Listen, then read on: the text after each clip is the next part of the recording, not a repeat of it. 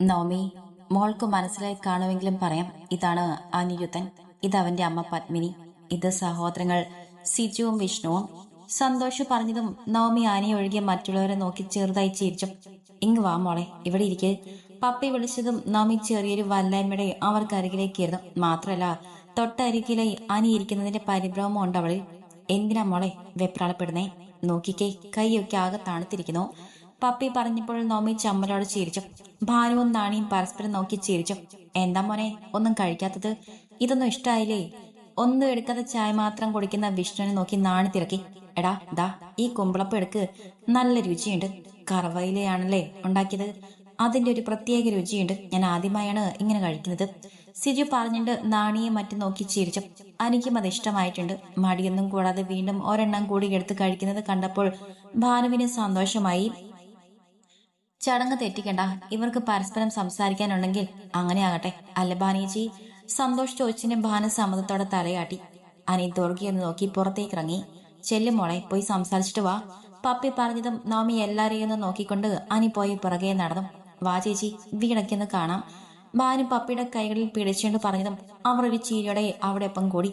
ആണുങ്ങൾ അവരുടേതായ ചർച്ചയിലേക്കും കടന്നു. എന്തായി ശോഭേ, ഷീല കാര്യം എന്താണെന്ന് പറഞ്ഞോ? ഇല്ലേട്ടാ, മോന്റെ ഓഫീസിൽ എന്തോ പ്രശ്നമുണ്ട്. മോൻ ചെന്നാൽ മാത്രമേ അത് ശരിയാകൂന്ന് പറഞ്ഞാണ് പോകാൻ തീരുമാനിച്ചതെന്ന്. ഇന്ന് കല്യാണത്തിനുള്ള ഡേറ്റ് തീരുമാനിക്കാനുള്ള ദിവസം. പക്ഷേ ഇന്നലെ ലിനീഷിന്റെ വീട്ടിൽ നിന്നും വിളിച്ചു പറഞ്ഞ കാര്യം അറിഞ്ഞപ്പോൾ മുതൽ തുടങ്ങിയ അസ്വസ്ഥതയാണ്. ലിനീഷിനെ 2 ദിവസത്തിനുള്ളിൽ തിരികെ പോണത്രേ. അവൻ ജോലി ചെയ്യുന്ന സ്ഥാപനത്തിൽ നിന്നും ഉടനെ ചെല്ലണമെന്ന് അറിയിച്ചെന്ന് കേട്ടപ്പോൾ എന്തൊക്കെ സംശയം തോന്നിയെങ്കിലും വ്യക്തമായി ലിനീഷ് ഒന്നും പറഞ്ഞില്ല. അതുപോലെ തിരികെ ഉടനെ വരുന്ന കാര്യം സംശയം. അതിനാൽ വിവാഹം ഉടനെ നടത്താൻ സാധിക്കില്ലെന്ന് കൂടെ അറിഞ്ഞതും സുഗുണന്റെ സമാധാനം നഷ്ടപ്പെട്ടു. രാവിലെ തന്നെ ക്ഷീരയെ വിളിച്ച് വിവരങ്ങൾ വ്യക്തമായി തിരക്കുകയായിരുന്നു ശോഭ. വെറുതെ ഓരോന്നും ചിന്തിച്ച് ആദ്യ കേട്ടം നിൽക്കണ്ട. നിശ്ചയം നല്ല രീതിയിൽ തന്നെ കഴിഞ്ഞല്ലേ ഏട്ടാ. അതുകൊണ്ട് വിവാഹം അല്പം നീണ്ടാലും വലിയ പ്രശ്നമില്ലല്ലോ. മാത്രവുമല്ല, നമുക്ക് അല്പം സാവകാശം കിട്ടും. വിവാഹം പെട്ടെന്ന് നടത്താൻ തീരുമാനിച്ചെങ്കിലും നമ്മുടെ കയ്യിൽ അതിന് മാത്രം ഒന്നുമില്ലായിരുന്നല്ലോ. ആരോടെങ്കിലും കടം വാങ്ങാന്നല്ലേ ഏട്ടൻ ചിന്തിച്ചിരുന്നത്? ശോഭ സുഗുണന്റെ വല്ലായ്മ നിറഞ്ഞ മുഖത്തേക്ക് നോക്കി പറഞ്ഞു നദി. എങ്കിലും ശോഭയെ ഒരെങ്കിലും ഇല്ല. ഇതിപ്പം നമ്മുടെ തെക്കേലെ സ്ഥലം കച്ചവടമാക്കാനുള്ള സമയം ധാരാളമുണ്ട്. ഒക്കെ ശരിയാണ്, പക്ഷെ മോളോട് നമ്മൾ എങ്ങനെ പറയും? വിവാഹശേഷം അവനോടൊപ്പം എത്രയും പെട്ടെന്ന് അവിടേക്ക് പോകാൻ നിൽക്കുകയല്ലേ. അത് സാരില്ല, കാര്യങ്ങൾ പറഞ്ഞാൽ അവൾക്ക് മനസ്സിലാകും. പിന്നെ ഇതിൽ നമുക്കൊന്നും ചെയ്യാൻ പറ്റില്ലല്ലോ. മോന്റെ ജോലിക്കാരിയായി പോയില്ലേ. മോള് വന്നിടൻ ഇത് പറയാൻ നിൽക്കണ്ട. നൈറ്റ് ഡ്യൂട്ടി കഴിഞ്ഞ് ക്ഷീണിച്ചായിരിക്കും വരുന്നത്. നന്നായി ഉറങ്ങിയതിന്റെ ശേഷം പറഞ്ഞാൽ മതി. അനിയുടെ അരികിലായി ചെന്ന് നിൽക്കുമ്പോൾ നമ്മയ്ക്ക് നല്ല ഉറപ്പുണ്ടായിരുന്നു അവൻ ഈ വിവാഹത്തിന് താല്പര്യമില്ലെന്നാണ് പറയാൻ പോകുന്നതെന്ന്. ദുർഗ, അനി വിളിച്ചതും നവമിയുടെ കണ്ണുകൾ മിഴിഞ്ഞു. എന്നെയാണോ വിളിച്ചെന്ന രീതിയിൽ അവൾ അവനെ നോക്കി. ദുർഗ, എന്തോ? അവൻ വീണ്ടും വിളിച്ചതും ഒന്ന് ഞെട്ടിയെങ്കിലും അവൾ വിളി കേട്ടു. വല്ലാത്തൊരു എടുപ്പുണ്ട് അവന്റെ ശബ്ദത്തിൽ. എനിക്ക് ദുർഗയെ ഇഷ്ടമായി. ഏ? ഈ ദുർഗ എനിക്ക് വിവാഹം കഴിക്കാൻ താല്പര്യമുണ്ടെന്ന്. എന്താണ് ദുർഗയുടെ അഭിപ്രായം? അവന്റെ ആ പറച്ചിൽ അവളൊന്ന് ഞെട്ടി. എന്നെ അല്ല, എന്റെ... അവൾക്ക് എന്തു പറയണമെന്നറിയാതെ വെപ്രാളപ്പെട്ടു. അതെന്തിനാണെന്ന് പോലും അവൾക്കറിയില്ല. ഇങ്ങനെ വെപ്രാളപ്പെടാതെ ദുർഗയുടെ ഫോട്ടോ കണ്ടപ്പോൾ ചെറിയൊരു ഇഷ്ടം തോന്നിയതും നേരിൽ കണ്ടപ്പോൾ അത് കൂടുകയും ചെയ്തു. ദുർഗയ്ക്ക് കൂടെ താല്പര്യമുണ്ടെങ്കിൽ നമുക്ക് മുന്നോട്ട് പോകാം. യാതൊരു ഒളിവുമില്ലാതെയുള്ള അവന്റെ തുറന്ന സംസാരം അവൾക്ക് ഇഷ്ടമാകുന്നുണ്ടായിരുന്നു. ഞാൻ അമ്മയോടും മറ്റും പറഞ്ഞിട്ട് അവൾ അവനെ നോക്കി. ശരി, ആയിക്കോട്ടെ. ഇവിടെ അടുത്തുള്ള സ്കൂൾ തന്നെയാണല്ലേ വർക്ക് ചെയ്തത്? ഏതാ സബ്ജക്ട്? അവൾ അല്പം ടെൻഷനിലാണെന്ന് അറിഞ്ഞുകൊണ്ട് അവൻ വിഷയം മാറ്റി. ഇംഗ്ലീഷാണ് എടുക്കുന്നത്. അമ്മയ്ക്കൊക്കെ ഓക്കെ ആയില്ലേ? ഇപ്പോഴും മെഡിസിൻ കഴിക്കുന്നുണ്ടോ? ഒരാഴ്ച കൂടെ ഉണ്ട്. അപ്പൊ മാത്രം അവളുടെ ശബ്ദം പറഞ്ഞു. എന്നെ പറ്റി എന്തെങ്കിലും അറിയാമോ? സംസാരമൊക്കെ ഗൗരവത്തിലാണെങ്കിൽ പോലും നവമിക്ക് അവന്റെ ആ രീതിയോട് പോലും ഒരിഷ്ടം തോന്നി. അനിരുദ്ധൻ എന്നാണ് പേരെന്നും മെക്കാനിക്കാണെന്നും സന്തോഷേട്ടൻ പറഞ്ഞു. അതെ, വീട്ടിൽ അമ്മയും അച്ഛനുമുണ്ട്, സഹോദരങ്ങളുമാണുള്ളത്. അമ്മയും വിഷ്ണുവിനെയും കണ്ടല്ലോ. വേറൊന്നുമില്ലെങ്കിൽ നമുക്ക് അകത്തേക്ക് പോയാലോ? അവളിലേക്ക് അല്പം അടുത്തുകൊണ്ട് അവൻ ചോദിച്ചത് നവമിയുടെ കണ്ണുകൾ ഒരു നിമിഷം അവനിൽ തങ്ങി നിന്നു. ഇനി മുതൽ തന്റെ ജീവനും ജീവിതവും അവനാണെന്ന് ഉറപ്പ് നൽകും പോലെ അവൾ ഹൃദയം തുടികൊട്ടുന്നുണ്ടായിരുന്നു. എനിക്ക് ദുർഗയെ ഇഷ്ടമായി. തങ്ങളുടെ വരവും കാത്തിരുന്നവരോടായി അനി പറഞ്ഞു. എല്ലാവരുടെയും മുഖത്ത് സന്തോഷം നിറഞ്ഞു.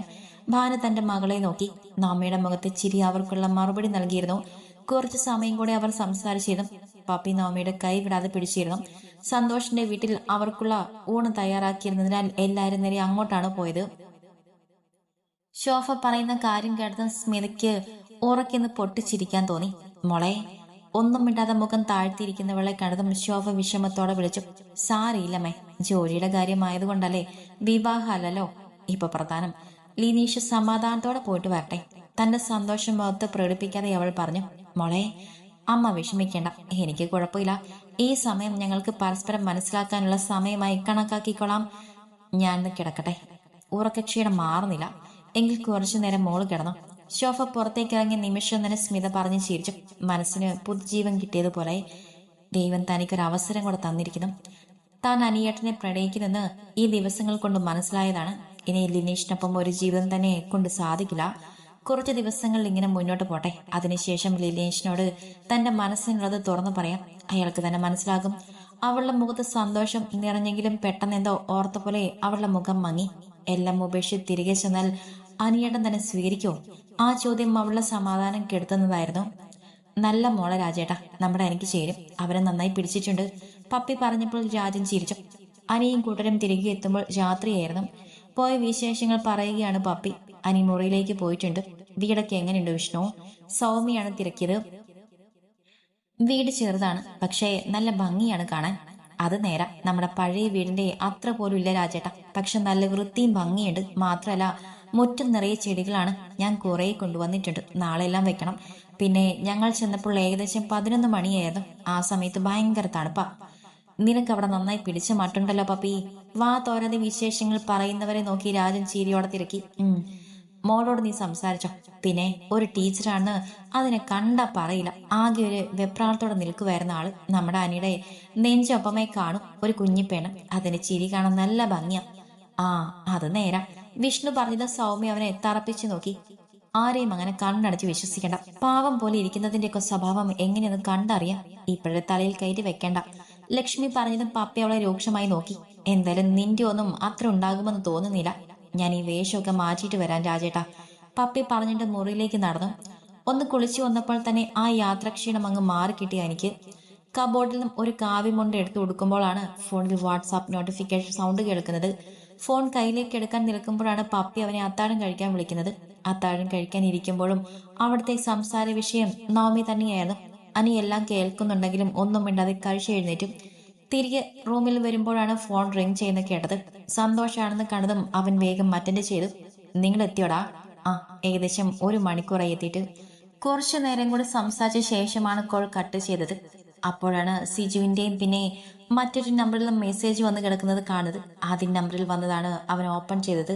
ഹായ് അനിയേട്ടാ, ഞാൻ സ്മിതയാണ്. ആ മെസ്സേജ് കണ്ടതും അനിയുടെ കണ്ണുകൾ ചുരുങ്ങി. പിന്നെ അത് ബ്ലോക്ക് ചെയ്തുകൊണ്ട് സിജുവിൻ്റെത് നോക്കി. ഒരു ഫോട്ടോയാണ് അയച്ചിരിക്കുന്നത്. അത് ഡൗൺലോഡ് ആയതും അവന്റെ ഗൗരവമായ മുഖത്തൊരു ചിരിമിനി. തന്റെയും ദുർഗയുടെയും ചിത്രം. തന്നോട് ചേർന്ന് ഒരു ചിരിയോടെ നിൽക്കുന്നവൾ. നെഞ്ചൊപ്പമേയുള്ളൂ പെണ്ണ്. തിരികെ പോരുവാൻ ഇറങ്ങുമ്പോൾ സിജു ചേട്ടന്റെ ആഗ്രഹപ്രകാരം എടുത്ത ഫോട്ടോയാണ്. ആണോ? അങ്ങനെയാണോ? താനും അത് ആഗ്രഹിച്ചിരുന്നില്ലേ? ഉണ്ടെന്നായിരുന്നു അവന്റെ മനസ്സ് മറുപടി നൽകിയത്.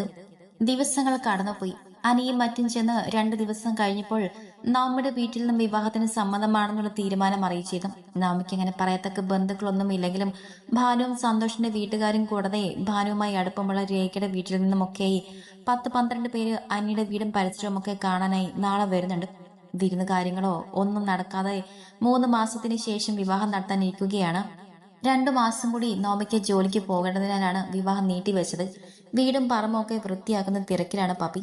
രാജൻ ഉമ്മർത്തിരിക്കുന്നുണ്ട്. കുറച്ചു കഴിഞ്ഞതും അനിയും സിജുവും 2-3 കവറുകളുമായി കയറി വന്നു. എല്ലാം കിട്ടിയ അനിക്കുട്ടാ? ആ അച്ഛാ. നിങ്ങൾ വന്നോ? മീൻ എന്താ കിട്ടിയേ? കേരയാണ്. മുളകെട്ടത്ത് വെക്കാൻ അതാ നല്ലത്. പിന്നെ വറുക്കാനുള്ള പുഴമീൻ മുരളി കൊണ്ടുവരും. ദാ ഇതൊക്കെ ഫ്രിഡ്ജിലേക്ക് വെച്ചേക്ക്. സിജു അതെല്ലാം കൂടെ അവിടെ കയ്യിലേക്ക് കൊടുത്തോണ്ട് പറഞ്ഞു. അവരൊക്കെ എവിടെ അമ്മേ? രാജന്റെ അരികിലേക്ക് ഇരുന്നുകൊണ്ട് അനി ചോദിച്ചു. സാധനങ്ങളൊക്കെ എടുത്ത് വെച്ചിട്ടുണ്ടെന്നും പറഞ്ഞ് സെൽവൻ വിളിച്ചിരുന്നു. അത് എടുത്തോണ്ട് വരാൻ പോയി. മറ്റവർ 2 പേരും അവിടെ റൂം വൃത്തിയാക്കാൻ എന്ന പേരിൽ അതിനകത്തിരിപ്പുണ്ട്. പപ്പി അതും പറഞ്ഞുകൊണ്ട് അകത്തേക്ക് പോയതും അവർ നാളത്തെ ഓരോ കാര്യങ്ങൾ പറഞ്ഞിരുന്നു. സ്മിതയുടെ വീട്ടിൽ അത്താഴം കഴിക്കാൻ ഇരിക്കുകയാണ് എല്ലാവരും. ഷീല വിളിച്ചിരുന്നു. ചേട്ടാ, 2 വർഷം കഴിയാതെ ലിനീഷ് മോന് ഇനി തിരികെ വരാൻ പറ്റില്ലത്രേ. ശോഭ പറയുന്നത് കേട്ട് സ്മിതയുടെ മുഖം തെളിഞ്ഞപ്പോൾ സുഗുണന്റെ മുഖം മങ്ങുകയാണ് ചെയ്തത്. പിന്നെ വേറൊരു കാര്യം കൂടെ സൂചിപ്പിച്ചിരുന്നു. 2 വർഷം കഴിഞ്ഞ് വന്നാൽ പിന്നെ തിരികെ പോകാൻ ഉദ്ദേശിക്കുന്നില്ലെന്ന്. ഇവിടെ തന്നെ എന്തെങ്കിലും ജോലി നോക്കാമെന്ന് ശോഭ പറഞ്ഞപ്പോൾ സ്മിതയുടെ കണ്ണുകൾ തിളങ്ങി. അമ്മ എന്താ പറഞ്ഞത്? എങ്കിൽ പിന്നെ സ്മിതയെ കെട്ടാൻ വേറെ ആളെ നോക്കിക്കോ.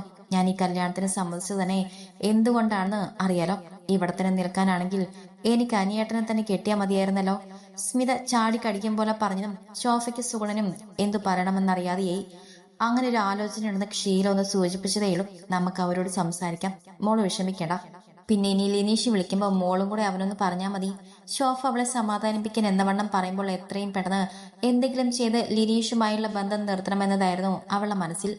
അനിയുടെ കാര്യം പറഞ്ഞപ്പോഴാണ് ഒരു കാര്യം ഓർത്തത്. അവന്റെ വിവാഹം ഏകദേശം ഉറപ്പിച്ചിട്ടുണ്ട്.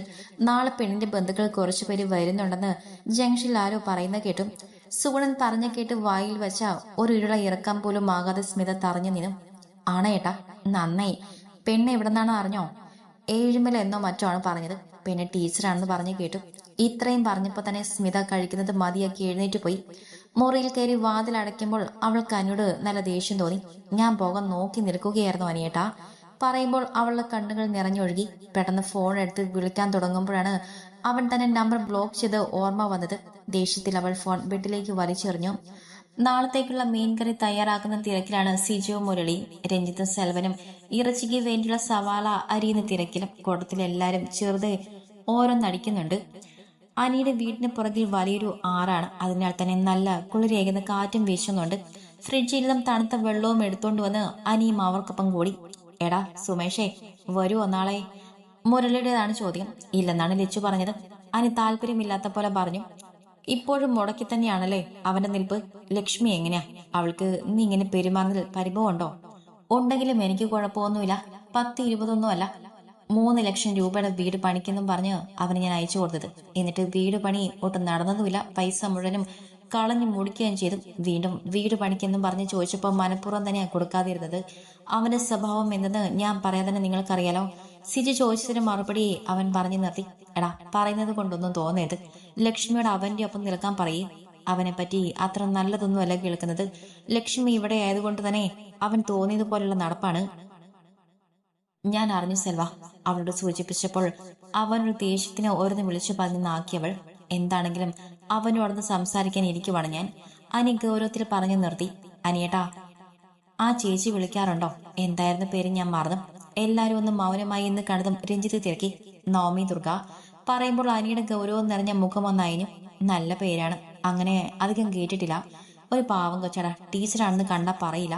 സിജു അവളെ കണ്ട ഓർമ്മയിൽ ചിരിയോടെ പറഞ്ഞു. അനിയുടെ മുഖത്തും വിടരാൻ വെമ്പി നിൽക്കുന്ന ഒരു ചിരിയുണ്ട്. അനിയുടെ വീട് കണ്ടും സന്തോഷിനൊപ്പം നിന്ന ജയയുടെ കണ്ണുകൾ വിടർന്നു. കൂടാതെ നോമി ഓർത്തപ്പോൾ ചെറിയൊരു അസ്വസ്ഥതയും. എല്ലാവരെയും പപ്പി രാജനുകൾ സ്നേഹത്തോടെ അകത്തേക്ക് ക്ഷണിച്ചു. മോൾ അവിടെ ഒറ്റയ്ക്കാണ് ഭാനു? പപ്പി ഭാനുവിന്റെ കൈകൾ കൂട്ടിപ്പിടിച്ചുകൊണ്ട് തിരക്കുമ്പോൾ സന്തോഷിനോട് സംസാരിച്ചുകൊണ്ട അനിയുടെ ശ്രദ്ധയും അവിടേക്കായി. അല്ല, സരിതമോൾ ഉണ്ട് കൂടെ, സന്തോഷിന്റെ സഹോദരി. അതെയോ, അത് നന്നായി. ലക്ഷ്മി വിവാഹത്തിന് മുന്നേ പെണ്ണിന്റെ അമ്മ ഇങ്ങോട്ട് വരാൻ പാടില്ലല്ലോ. പിന്നെ ഇവർ എന്തിനാ വന്നത്? അതുമല്ല, അമ്മയെ നോക്കിക്കേ. ഇതൊന്നും ഒരു കുഴപ്പമില്ലാത്ത പോലെയല്ലേ സംസാരിക്കുന്നത്? അമ്മ വല്ലാതെ മാറിപ്പോയല്ലേ? സൗമ്യ ലക്ഷ്മിയുടെ ചെവിയിൽ പെറുപേർത്തു.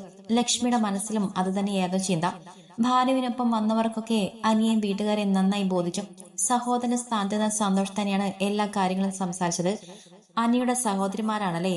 ലക്ഷ്മിയുടെയും സൗമ്യയുടെയും അരികിലേക്ക് വന്നുകൊണ്ട് ജയ തിരക്കിയതും അവർ താല്പര്യമില്ലാതെ മോളി. എന്നാലും ഇത്രയും വലിയ ആൾക്കാരാണ് നിങ്ങളെന്ന് ഞാൻ മനസ്സിൽ പോലും കരുതിയില്ല കേട്ടോ. നവമിക്ക് ശരിക്കും ലോട്ടറിയാണ്. ശരിക്കും പറഞ്ഞാൽ ഭാനുവച്ചിയുടെ കാര്യം അറിയുമ്പോ അനിയുടെ അച്ഛനും അമ്മയും സമ്മതിക്കുമെന്ന് ഞാൻ തീരെ പ്രതീക്ഷിച്ചില്ല.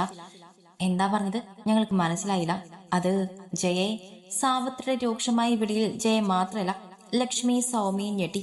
സന്തോഷം നിന്ന് തിരക്കുന്നുണ്ട് ചിലർ. അവരുടെ കടുപ്പിച്ചുള്ള സംസാരത്തിൽ ജയ വിളറി ചിരി നൽകിക്കൊണ്ട് നടന്നു നീങ്ങി. സാവിത്രിയും അവരെ നോക്കി ചിരിക്കുക മാത്രമാണ് ചെയ്തത്. എന്തൊക്കെയോ കുഴപ്പങ്ങളുണ്ടല്ലോ സൗമ്യയെ. എനിക്കും തോന്നി. കണ്ടുപിടിക്കണമല്ലോ. സൗമ്യം പറഞ്ഞു നിർത്തി. ഉച്ചയ്ക്ക് കഴിച്ചവിടെ മനസ്സും വയറും നിറയ്ക്കുന്ന ഊണായിരുന്നു. എല്ലാവരിൽ നിന്നും നല്ല അഭിപ്രായം കേട്ടപ്പോൾ സിജുവിന്റെ മുഖവും തെളിഞ്ഞു. മീനമാസത്തിൽ വിവാഹം നടത്താമെന്ന തീരുമാനത്തിൽ എത്തിച്ചേർന്നു. തിരികെ പുറപ്പെടുമ്പോൾ നാണിയുടെയും ഭാനുവിന്റെയും ഹൃദയം നിറഞ്ഞിരുന്നു. അനി അവിടെ മകനായി തന്നെ മാറി. അമ്മ എന്നുള്ള അവന്റെ വിടയിൽ അറിയാം അവൻ നൽകുന്ന സ്നേഹവും ബഹുമാനവും.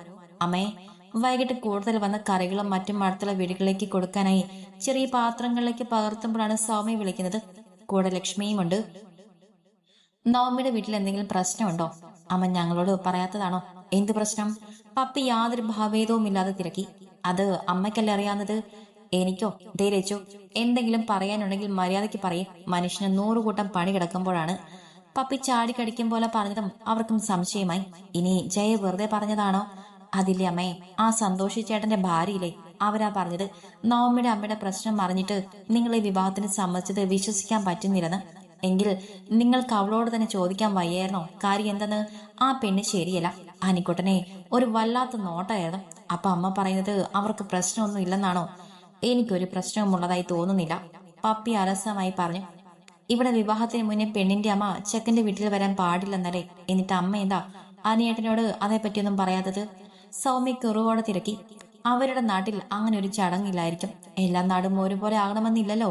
പപ്പിയെ എല്ലാം നിസ്സാരമായിട്ടാണ് എടുക്കുന്നതെന്ന് മനസ്സിലായതും അവർ പരസ്പരം ഒന്ന് നോക്കി. പിന്നെ ഒന്നും മിണ്ടാതെ തിരികെ നടന്നു. അവർ പോയതും പപ്പി നിന്ന് നെടുവീർപ്പെട്ടുകൊണ്ട് തന്റെ പണി തുടർന്നു. രാത്രി അത്താഴം കഴിച്ച ശേഷം തന്റെ മുറിയിലേക്ക് വന്നതാണ് നോമി. അനിയുടെയും വീട്ടുകാരുടെയും വിശേഷം പറഞ്ഞിട്ടും തീരുന്നില്ലായിരുന്നു നാണിക്കും ഭാനുവിനും. നോമിയെല്ലാം ഒരു ചിരിയോടെ കേട്ടിരിക്കുക മാത്രമാണ് ചെയ്തത്. റൂമിൽ വന്ന് ബെഡൊക്കെ നന്നായി വിരിച്ച ശേഷം അവൾ ഫോണുമായി ബെഡിലേക്ക് കിടന്നു. അടുക്കളയിൽ എന്തോ പണിയിലാണ് ഭാനു. ഇരുവരും ഒരുമിച്ചാണ് കിടക്കുന്നത്. നോമി തന്റെ ഫോണിലുള്ള അനിയുടെ ഫോട്ടോയിലേക്ക് നോക്കി. അമ്മയ്ക്ക് മരുമകനെ നന്നായി പിടിച്ചിട്ടുണ്ട് കേട്ടോ. അനിമോനെ പറ്റി വാ തോരാതെ പറയുന്നുണ്ട്. ഒരു ചിരിയുടെ അതിലേക്ക് നോക്കി പറഞ്ഞ നിമിഷം തന്നെ അവളെ ഫോൺ റിങ് ചെയ്തു. പരിചയമില്ലാത്ത നമ്പർ ആയതിനാൽ തന്നെ ഒരു സംശയത്തോടെയാണ് അറ്റൻഡ് ചെയ്തത്. ദുർഗ. ആ ഒരൊറ്റ വിളിയിൽ മതിയായിരുന്നു അതാരാണെന്ന് തിരിച്ചറിയാൻ. നോമിയുടെ കണ്ണുകൾ വിടർന്നു.